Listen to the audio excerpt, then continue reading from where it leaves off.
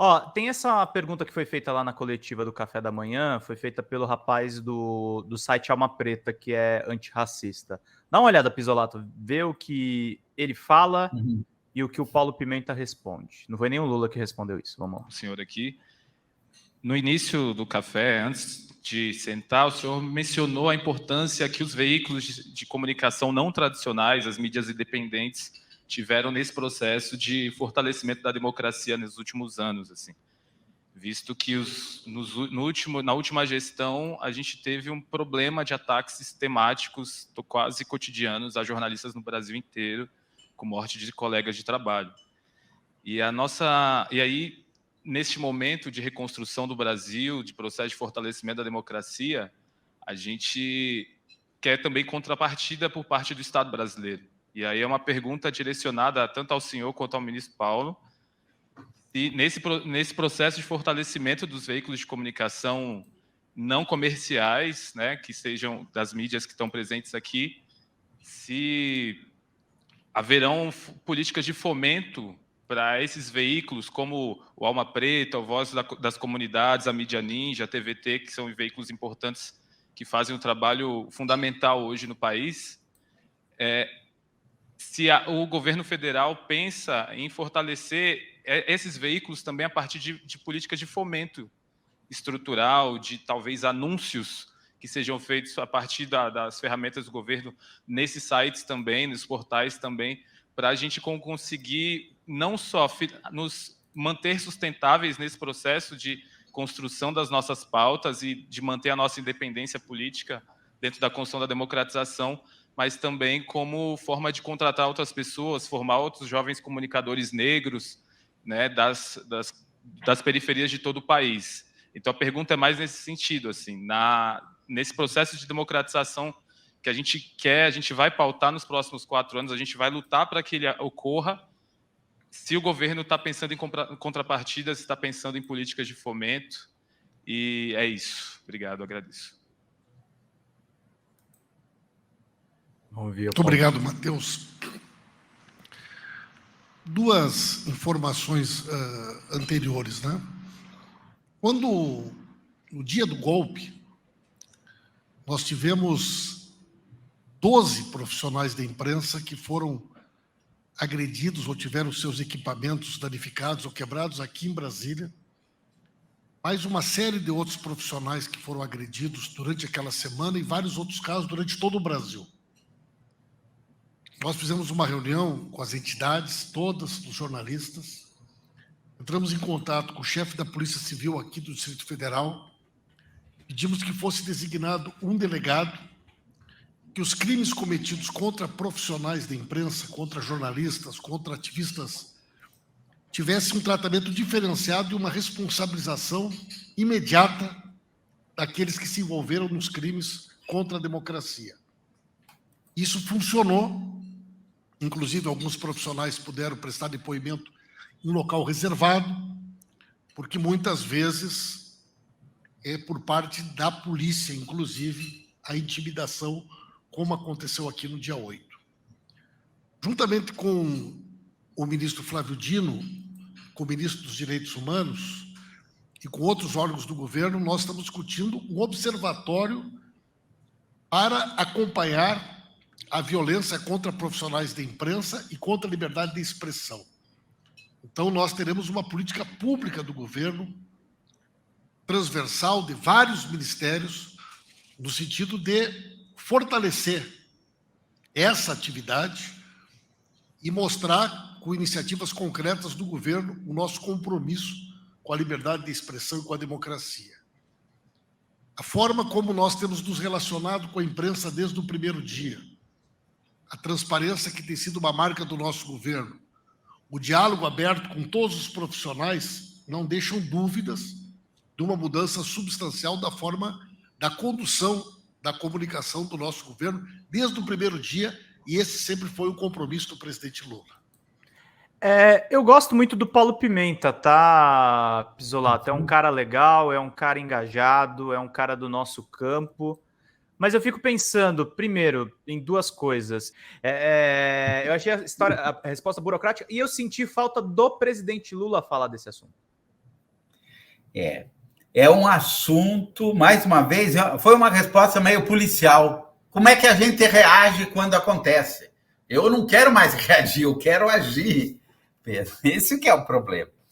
E aí se percebe o seguinte, o pessoal não entendeu ainda.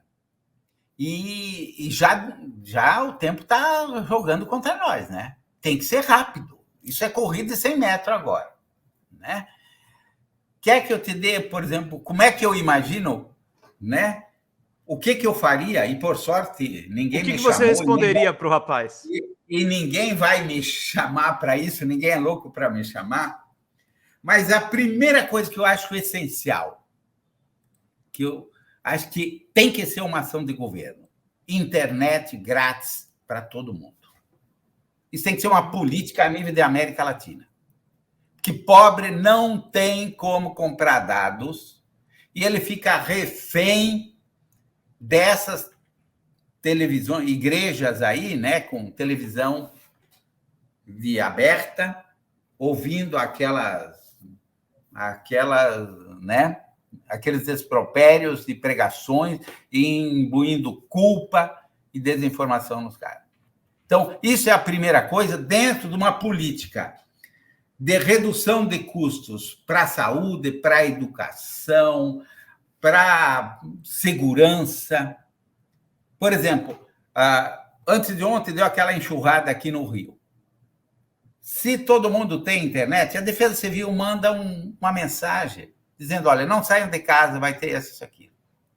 Na questão de vacinação, tudo isso não é custo, é economia. Então, isso tem que fazer parte de um programa de governo, né?